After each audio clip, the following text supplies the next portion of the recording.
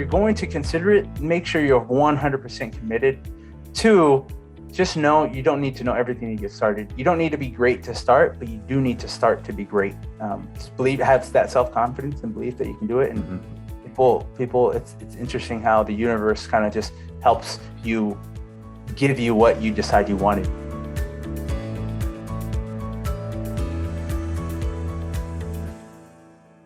Welcome everyone to the Road Less Traveled Show. This is a show about people that were successful in a previous career that left that career to go down a different path.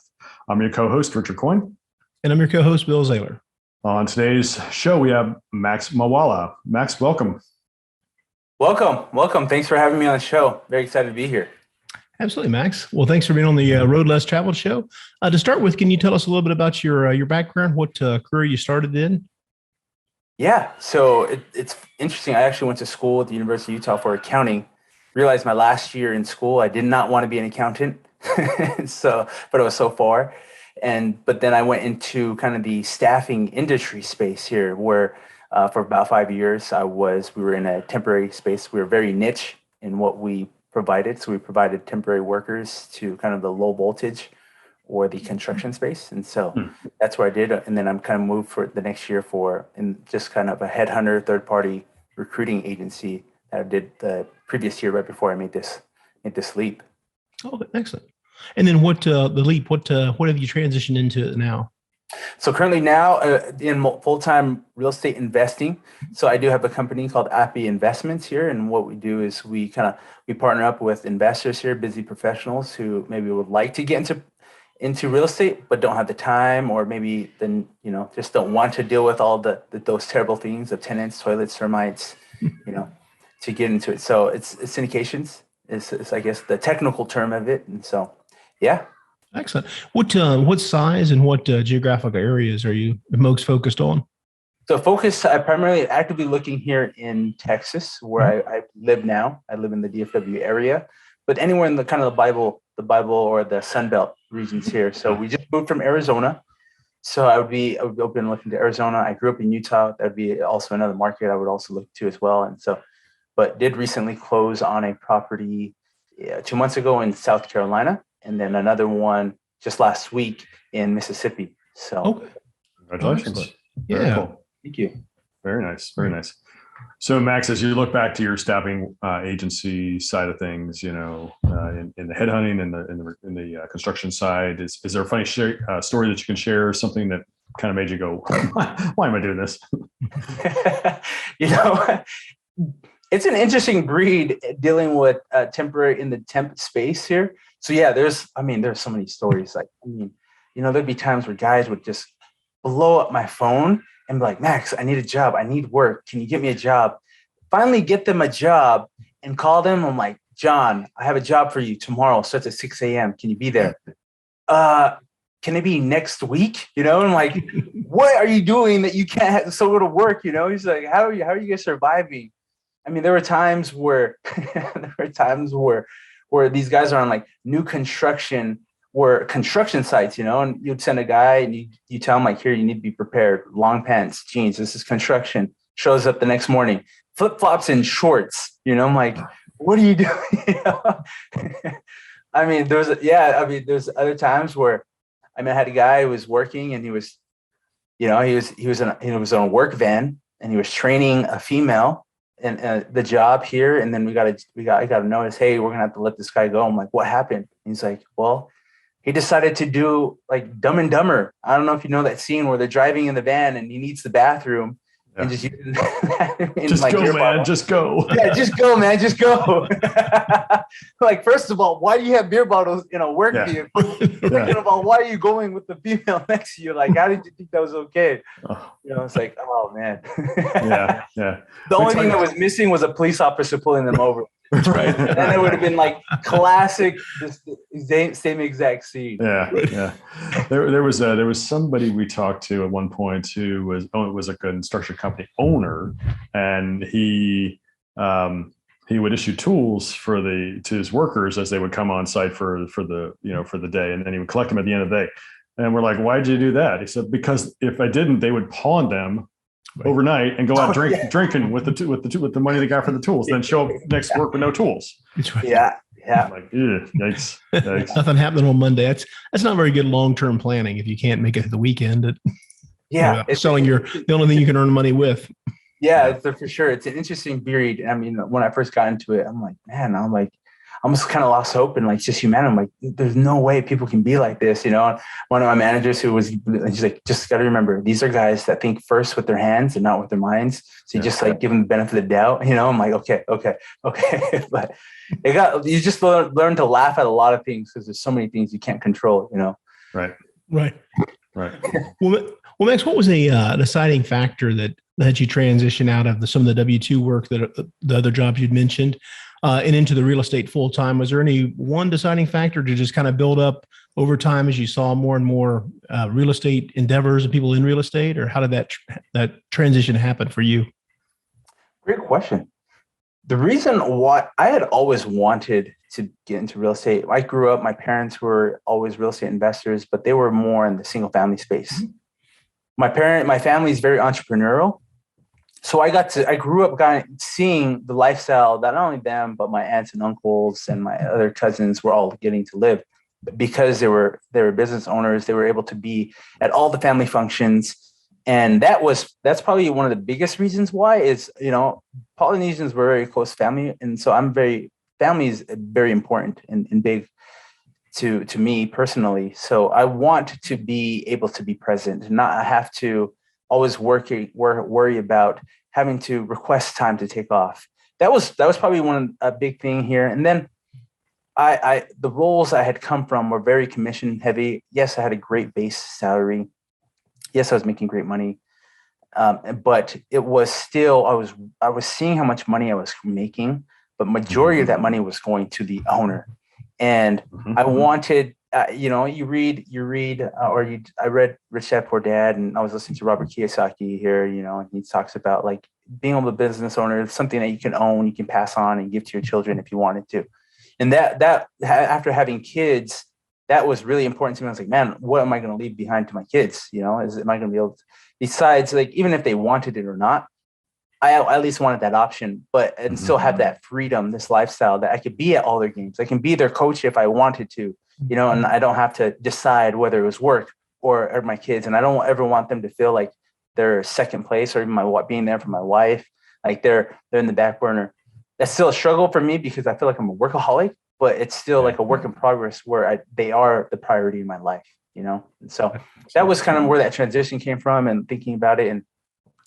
But real estate was always kind of a harder leap to go into because of what had happened to my parents here in the 2008 crash and losing everything. And it was scary. It was honestly scary. And once you start making good money, you start falling victim of like lifestyle creep. You know, I wasn't really investing in anything at the time. And I was like looking at our bank accounts, like, man, I have all this like money in there. So you start just buying things just out of boredom, you know, like Amazon, like dang Amazon, you know, just I see like it says scrolling social media, you just go on Amazon, like, oh, that looks like a cool thing to have in the house. And like, like one click buy, like ding. And then, you know, next thing I know, I'm like, oh, you know, we're spending. So we said just lifestyle. And then, but that was kind of the big push, you know, just wanting this lifestyle of freedom and being able to be there. Right. No, that's great. That's an excellent story. And I think a lot of people get into entrepreneurship for that, right? They want more control. It basically you control your time, control your destiny in a way. I mean, you know, like you said, you like to work, so it's not, and you like real estate, so it's not a chore. It's something you enjoy doing, but you can kind of tailor it around your lifestyle and still have something really rewarding and fulfilling to you. Yeah. Yeah, because I came from a more commission heavy place. It wasn't a very hard transition to stay motivated to keep working. I think that's something that people need to be aware of, you know, being an employee where you're trading your time for a certain amount of money. In entrepreneurship, sometimes you don't know when the next paycheck is coming. You're going to work, and then you'll get a paycheck, you know? Right. And sometimes you just keep working until you don't know when the next paycheck comes. But then in time, if you keep building it, you'll keep getting paychecks for work that you didn't do because of the work you did all up front. So that's definitely, we could be terrible bosses of ourselves. And that was, but luckily I came from a transition piece here, and I'm still working on being more disciplined with my health and I feel it translates to even work too. Mm-hmm. It's great. Yeah, I think Kiyosaki talks about it. Also, Grant Cardone talks about, the idea and the concept that, listen, when you're working a W-2 job, you're working to make somebody else rich. When you're working for yourself, you're working and you get to keep more of what you make. But but you're right. There's no substitute for the fact that you got to keep going to get that next check coming in, and hopefully you get it to a point where it starts feeding on itself and capitalizing and going forward, where it becomes more enjoyable and less work over time. But that doesn't happen on day one. Nope. You got to work to get there. So yeah, exactly. So Max, speaking of, you mentioned how you fortunately had in your commission job, you still had a base to be able to, but given a lot of your compensation, no doubt, was tied to what you produced. As you shifted over to real estate, that's certainly something you had to work through to be able to adjust that. But is there another obstacle you can think of that you might mention that you had to overcome?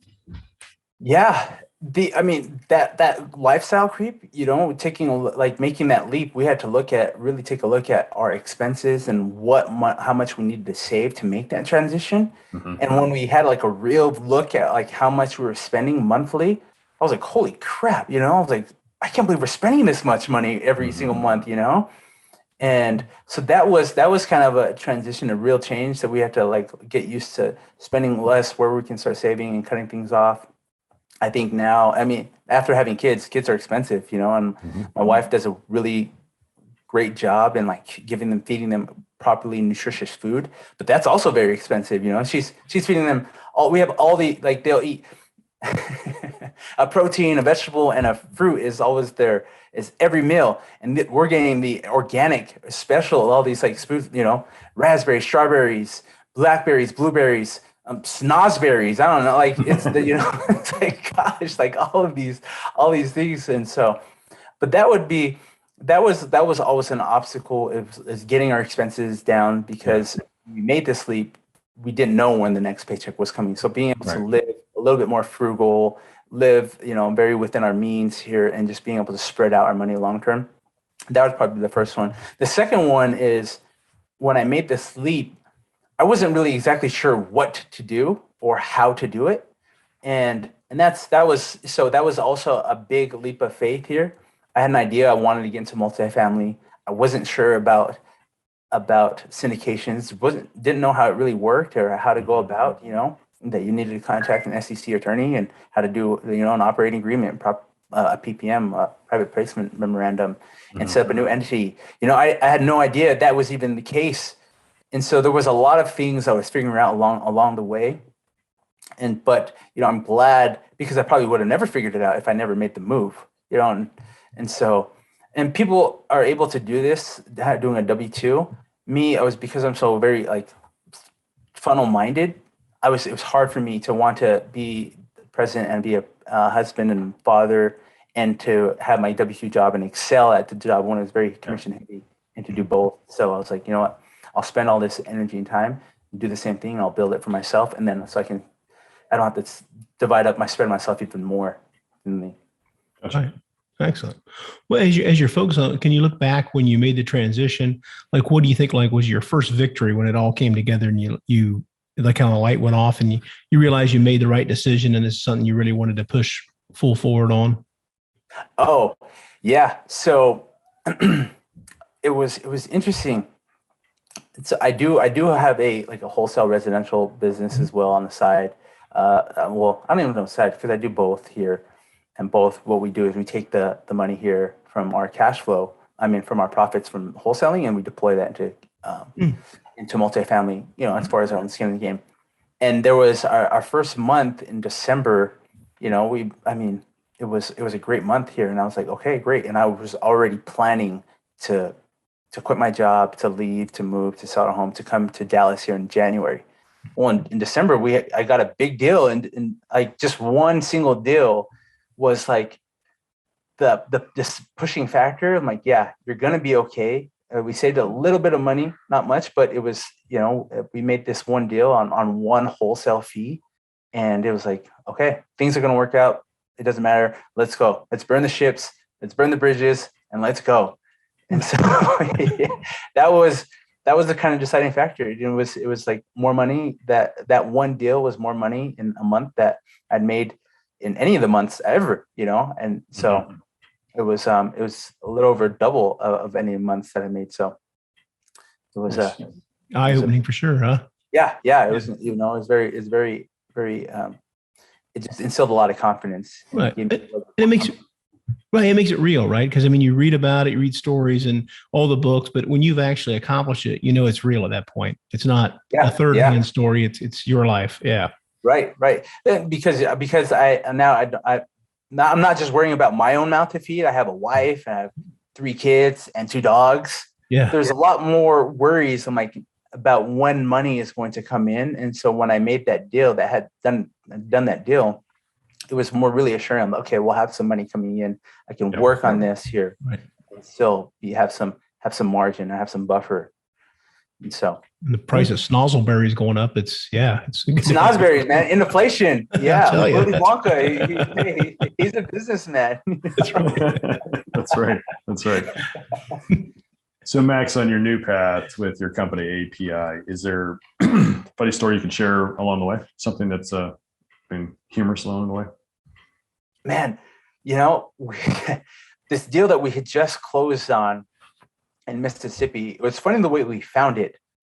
We found it through another wholesaler that was selling this portfolio, and it was a mix of single family, some multifamily in between, and the price that they said was great. We looked at just from the price, the unit mix, great. So flew out to Mississippi, took a look at everything, and it was not what we had expected. I mean, there was no financials. The sellers seemed to, it didn't feel right, that we felt like they were just withholding something, or maybe they weren't giving us all the information we needed to make a good decision. But while we were sitting there trying to make the books or create like financials for them here, we were driving around and we saw another apartment unit complex here. We couldn't put our wholesale cap on, and we kind of figured out who the buyer was. And it was 11:30 at night, and we figured out who the owner was. We call him, and he answers. He answers the phone. His wife answers. We say, "Hey, is Mr. Thomas available?" And get a hold of him. He's like, "Hello." He's like, he wasn't mad. He was like, "Hey, we're real estate investors. We're interested in want to buy your property here. Would you be willing to meet tomorrow morning? We're leaving the day after, early morning." And luckily enough, fortunately enough, he met with us, and we went into his office. We sat down, and he gave us a lot of information. It was very helpful for the market. Built that relationship, and now we just purchased his properties here. And so not all of them, but a portion of them here. And so it was just funny that he answered the phone so late. Some people might think, "Man, we're going to leave here." And we ended up passing on that other deal, the main deal that we went there to do due diligence on, but we found this one, which is even a better deal. And he had all of his financials, he had everything in order for us that we needed to make a decision, to give him an offer that, that he was happy with. And it was it was kind of just funny that how we even found that deal. That's great. Yeah. Very cool. Yeah. Always keeping your eyes and mind open to different opportunities, right? Like you said, you went with one different goal and it looked like that was going to be kind of a wasted trip. And then you're still able to make it very valuable to be down there. Yeah. We didn't know. We didn't even actually pass on the deal until we came back. But while we were out there, I was like, "Hey, let's make the most of while we're out here. Let's look for other properties since we're already interested in the market. And looks great." Met with the head of economic development. He was willing to move his time around to meet with us almost the same day that I called him. And so it's like, yeah, this is, great. Nice. Yeah. Excellent. Oh. Well, Max, where are you today on your journey as you've, transitioned? You're doing more syndication now, it sounds like. Where do you see yourself? Where are you now? And then where do you see yourself going? What's your goal? Yeah, I would like to continue going after bigger assets. And just keep learning here. I think there's a constant learning process here, especially because things are always changing. The market right now is currently changing. So you just got to, being knowledgeable enough to know how to pivot and how to just make sure to be well positioned for any of these changes. So that's going to be one, but the ability to just keep staying to keep active here, because I feel like it's a great time. I mean, to get into the market here. And so it's just going to keep doing what I'm already doing, but at a higher level. And if I can do it quicker so, so that's about it. And bigger. I would like to go bigger. I guess the goal, in like 10 years to have at least a couple $1 billion under asset under management. Mm-hmm. And we'll see. Maybe my mind might change here, but I'm young and I feel like I'm still like eager, and it might be ignorance on fire. But that's kind of the big goals now, and it's big enough to keep scary enough to just keep pushing. Right. Good. That's great. Yeah. I like the big, hairy, audacious goals. I don't want to have just little small goals. I want big goals. I have big goals. So right. Because even if you don't hit them, you're still going to be a lot better than where you were if you didn't. Exactly. I mean, that's not the goal, so not to hit them, but no. You set the bar here, you might achieve here, but you set the bar here, maybe I'm going to hit here. It's still it wasn't quite there, but it's still a lot higher. Exactly. Up the ladder. Yeah, exactly. Good. So Max, is there something that you can share that you do maybe through your company to give back to others? Anything you can share? There's a few things that I do. I'm Tongan or Polynesian, and we're very unrepresented, very minority here. We're very new to the States here, and I feel like there's still a lot of things we're still learning about other industries here. So many people do reach out, just ask questions about real estate, wanting to get in. They see the possibilities, but they just don't quite know where to go. Okay. So I jump on maybe 1 or 2 calls a day, and I'll just sit there and just kind of explain them, whether just kind of give them direction. But I feel like, and I also do post on social media. I'm not a big fan of social media, just because I like to stay a private person. I don't want, but I feel like giving that exposure to my culture, my community, it helps expand their minds that there's more out there than just professional sports or just blue collar work, that there's other industries like finance, there's other things, tech, real estate that they can look into, we can continue to go into and grow as a people and culture. And then I'm also very involved in my church here. I'm part of the youth here. So I do that as well, as far as just giving back and doing activities with them. So those are probably the two ways I give back the most. That's great. Yeah. Well, Max, what's something you've recently implemented in your business that's helped you grow and scale? Posting on social media. Okay. That'd probably be the one that it's interesting how many people are interested in wanting to invest and learn. And I mean, how many investors of people that I didn't know prior to posting that were interested in getting into into real estate, but never did. These are like friends coming out of the woodworks, like, hey, you're investing in multifamily. Like, I've always wanted to get into it. It's like, I have some money, I would love to invest. So that has been very helpful, and it's surprising that just doing that, that has probably been the best thing that helped, I guess, branding and being able to scale. That's great. Yeah. Good. Max, what advice would you give somebody who's considering making a path change or changing the road they're on? If you're considering it, you got to be committed. I've done diets. The times I've done diets, and I fully committed, and I went through it and had a complete transformation of my body in less than 90 days, where I was like pretty flabby, and I'll have a picture with the 90 days, got 6-pack, shredded. And I look at now, and I've been trying this 75 hard challenge, and if you don't finish it every day, you have to start all over. And I'm like day 12 of day 1. I keep starting over every day, and I'm like, what is going on? And I realize it's because I'm not fully committed. Yeah. And so if you're going to consider it, make sure you're 100% committed. 2, just know you don't need to know everything to get started. You don't need to be great to start, but you do need to start to be great. And those are probably going to be the 2 things. Like, just be fully committed, and then just start and just do it. Just believe, have that self-confidence and belief that you can do it. And people, it's interesting how the universe kind of just helps you, give you what you decide you wanted. That's great. Yeah. Well, Max, what's the best way for our listeners to reach out and learn more about what you're doing and with API investments, and just in general, if they want to have a conversation with you? Yeah, LinkedIn. I'm on LinkedIn and Facebook. You can look me up, Max Moala, Max and then Moala, Moala. My email address is max@myapinvestments.com or my website. myapinvestments.com. So that would probably be the easiest way to get a hold of me. Okay. Reach out. Excellent. We'll put those in the show notes below. Well, Max, we really want to thank you for being on the Road Less Traveled show today. Yes. Really enjoyed the conversation and wish you continued success. Yeah. Well, appreciate it. Thank you for having me again. It was great. Loved it.